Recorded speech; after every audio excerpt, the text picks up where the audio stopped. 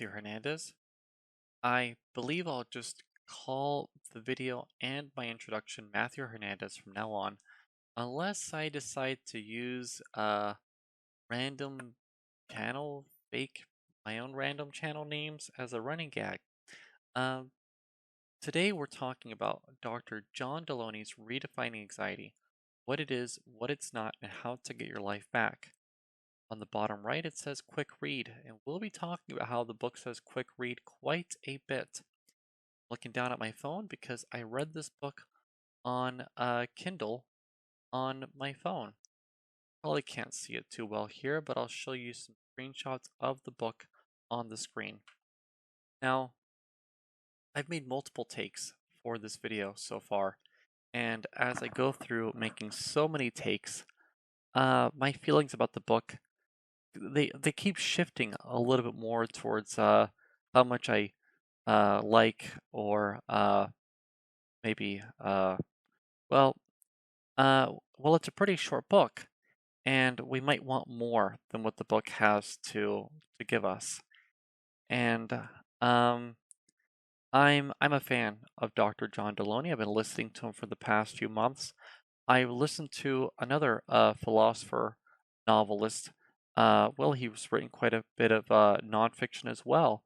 Um, when he would have call-in shows and people just ask about advice, maybe relationship advice, maybe just personal advice, how to overcome trauma. A lot of his shows they were quite long, maybe anywhere between an hour and a half to 3.5 hours long. And some of these would be quite intense. And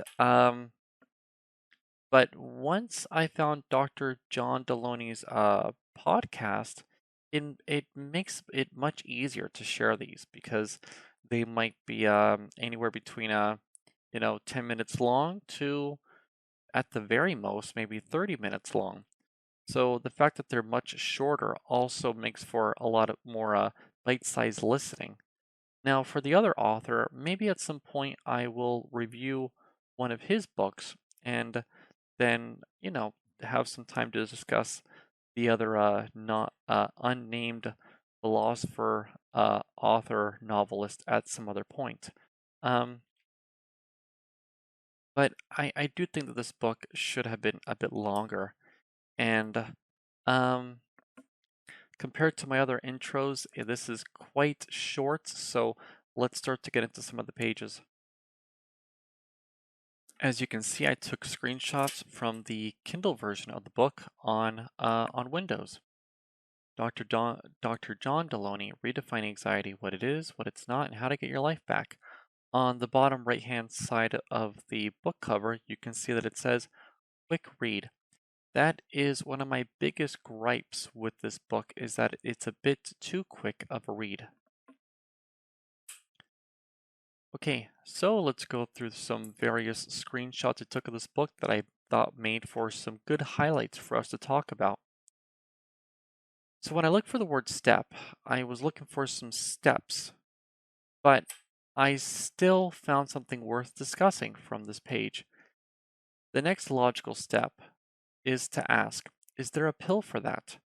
I understand why trying to find a pill to solve the anxiety problem is so appealing. If anxiety is a medical issue, well, as we look at this, I'm glad at this moment that he is not encouraging us to take any kind of pill for anxiety. Um, Now, my focus right now is to do a book review, not to try to quote um, any substantial statistics on anxiety or something like that. But as far as I understand it, quite a large percentage of Americans are on, I don't know, whatever medication for anxiety or some other issue to just get on with life. And I'm maybe I'm not so great with my words, but I'm trying to pick my words wisely and just focus on book reviews and it seems like it will that just making this will pull a part of myself that's kind of vulnerable out. And in doing so, as I've had to take several takes of making this, it does change a bit of my opinion of this book, but I will wait another second or so before I get into some of that. Okay, here it says, you are more than your anxiety. Humans are storytellers. We make sense of the world through stringing events together and giving them meaning. So, when we encounter a confusing or painful situation that doesn't make sense, we fill the gaps with stories we make up. I think that's quite interesting. We might make up stories about others or even ourselves, stories about how we feel about ourselves. And as much as I can ramble on about that concept, there's another important concept here is that since this book, Redefining Anxiety, which we never really do in this book, but still a whole book on anxiety, um, I think it's important for us to not define ourselves by any sole condition. And it, I don't know where I had heard of that concept. This is only a concept I've only thought about for the past few months, and I don't think that the concept originated from myself, or I mean that I was just walking my dog and it just just came to me. I don't know where I'd heard it from, but it is an important one that whatever we are dealing with, um, don't define yourself by it. And you know, y- we can say I'm a person who happens to be dealing with X, and I know everybody's circumstances could be different. And I feel I have to preface myself 20 times while saying this. And maybe it shows some anxiety in myself, some lack of confidence in myself that I began to realize that I myself am dealing with some issues of confidence or anxiety. I mean, if this is one of my first book reviews, who am I necessarily to go through this and then to tell you when I don't know you, to not define yourself through whatever struggles you're dealing with. Now, there's an important concept there, but how much can it be universalized? And it is a bit tricky. Now, I realize that maybe I have some anxiety issues, and I'm going through several takes making these videos or making this video, partially because the last time there was a buzzing noise, but still, um, I hope there's not a buzzing noise when I play this one back. Still, I have my own nervousnesses and stuff, and if I deal with anxiety, should I say I am Matthew, the anxious one, Hernandez? Oh, that'll be a good middle name, considering how common my name is. Yeah. Now, I like this part here. So, part of what we can do is to show some gratitude. If there are some things that we are grateful for and we can show some gratitude, then perhaps we don't need to, be so anxious, right? Now, in this next one, this is a step that I've worked on. I've lived overseas for so many years now, enough of my friends have moved back, and I have my routine. I go to the gym, I walk my dog, and life is pretty simple for me. I think my son might have just woken up there. Maybe. But, um, I don't have too many friends, and I am trying to reach out a bit more. And I see the importance of friendship is that we all get caught up in our own heads and we think how we live is the right way to live. And maybe we can do things a bit differently. And you hear those ideas from others. You have a drink, you have a coffee, and you just chat. But I don't do those things very much with others. Now, this is getting into something I really don't care for in this book. Is it says you can work to run freely into your future and drop the trauma bricks of your past. You can do that by finding a therapist, a pastor, or a group of friends who will commit to walking you through this process for the long haul. I mean, why? Why tell? But why? Why must he tell us that we can do that by finding a therapist? I don't know what everybody's motive was in buying this book, but maybe some people bought the book just to give Dr. John Delony a bit of cash, just to say, I like the work you do. I've listened to your program, and maybe some people just listen out of entertainment value. Frankly, I mean, when I would listen to his show, or maybe another philosopher, author, novelist, sometimes I listen to these calls because they're quite entertaining. I mean, oh my goodness. I kind of don't want to quote or say what some of the crazy things some people went through have been, but there is some entertainment value in listening to some of these. And then at some point, you may or may not begin to cut through that and think, hey, what if there's some application of this? Does my own life parallel this situation, this circumstance in any concrete way? Um, but he says you can do that, and someone says, "Oh, it's the modal verb can." He's not saying that you must, but let's go on a bit. So he says therapy isn't about getting rid of all the problems in your life. It's about learning that you have the ability to face those problems and grow on them, or sorry, grow through them. Sorry. Well, yeah, that's all wonderful.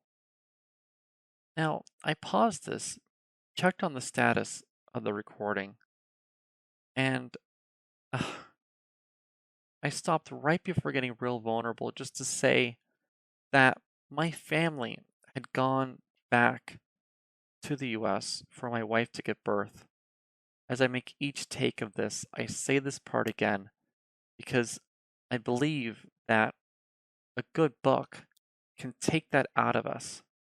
Now, this book is way too short, but it kind of demands that, right? That as I go through this book at this part, that I draw a connection with it and I share it with you. So I suppose that's good. I suppose that maybe the book is short enough that you could read it with somebody else. And if you had like regular sessions reading this with, with your partner or something, then I suppose this book can still take some of that out of you, and you can listen to a show and stuff like that. Share this with your spouse or something like that.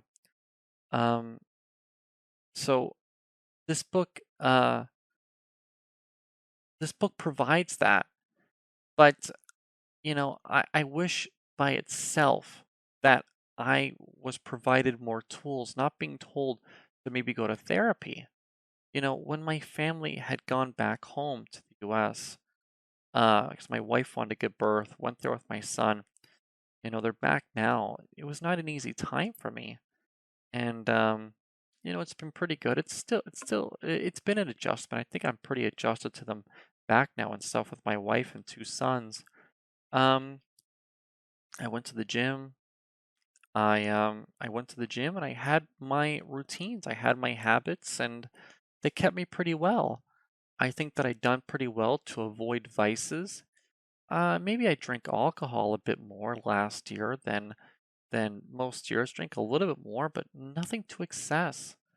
I don't think I got caught up in whatever type of vices. And there were moments that I could really imagine that I could sympathize if people had gone through such a thing and what vices they might have gone through. I had become rather proud of how I handled the whole thing without them and stuff like that. And as I'm speaking, I'm almost losing myself into looking in the camera and I'm feeling less anxious. And maybe that's from saying this so many times. So maybe we can get through anxiety or something like that through putting ourselves through a challenge of trying to, look at a camera, speak, or whatever it is for you. Because one thing that makes me nervous about speaking to the camera is that some of the views I have now, they have evolved. And sometimes to flush out the nuances of my views between now and before, I don't know, it might take like hours or something like that. And so it's quite difficult because I think, oh, if I'm going to put this online, it's going to stay online. And to review such a book, if I want to make a connection with the text, I share something quite personal about myself, which it's like maybe I shouldn't do that. But maybe I shouldn't be saying everything I'm saying now to be so frank. But to have gone through what I have, should I have needed therapy?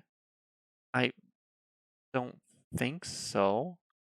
Has the thought maybe occurred for a second or something? Well, maybe. But but ironically, a longer book by here might have helped me more because this book is so short. And I'm not saying I'm going to be crazy about long books. I'm not going to review long books, but or at least not for a while. But if if I review, I mean Matilda next, or maybe one of Henry Winkler's books, um, you know, and even some of these children's books might be longer than this book. But if I listen to Dr. John Delony, if I've read a self-help book or two, which I'm pretty sure we've all consumed a self-help book or something like that, they're not all called self-help books. They might all call themselves something a little different. So that way your friends, when they come over, they don't just see a collection of books that says, I still don't want to go to therapy, but it might have been cheaper than buying 100 books of all that try to tell me how I can live my life better or something. Um, so I don't know. Let's go on to the next one. So here it says, I went to therapy. I took medication. Um, does he have it again in here?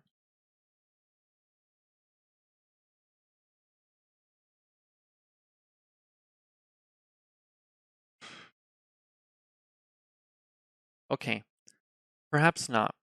But still, I went to therapy, I took medication. Um, it's good that he's being a bit vulnerable, that he's telling us this. That's that's wonderful.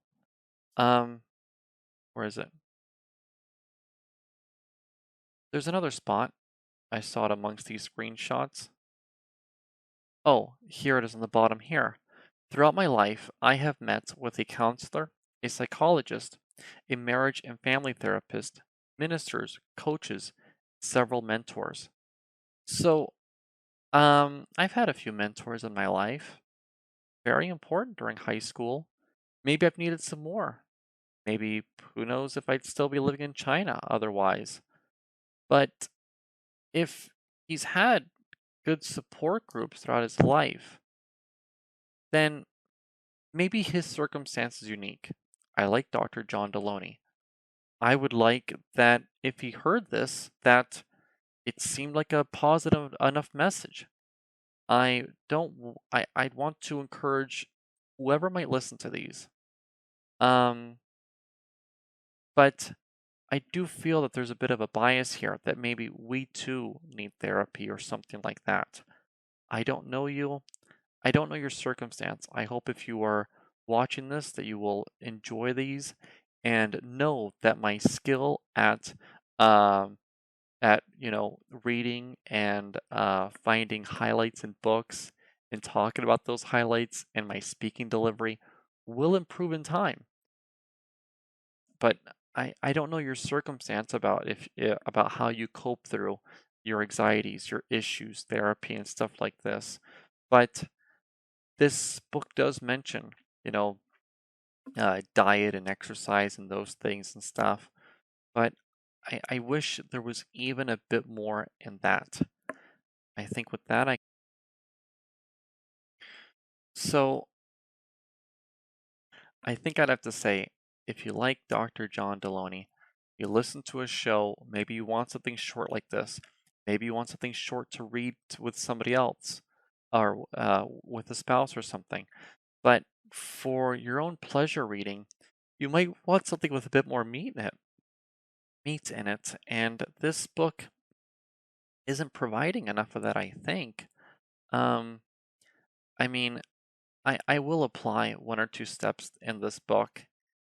And I don't know. I do not know about maybe the length of his other books. I can't even say why I chose this of all of his books. I thought maybe I'd have something interesting to read with my wife, and then I was reading another book, and then I finished this one first by accident almost. It is that short. Um, I do enjoy his show. I'll probably listen to it tomorrow, but I was hoping for a bit more from the book. And I think I'm really supposed to find books that I'm supposed to tell you that you're supposed to buy, huh? I'm supposed to go, oh, this book is wonderful. Oh, look at this. Hey, there's a link over there. You're supposed to like supposed to press the link. And then you're supposed to like, I don't know what. Well, what do people do after after they push the link? I don't know. I've never figured this out. I don't know. But thank you very much for your time. Um, and have a great day.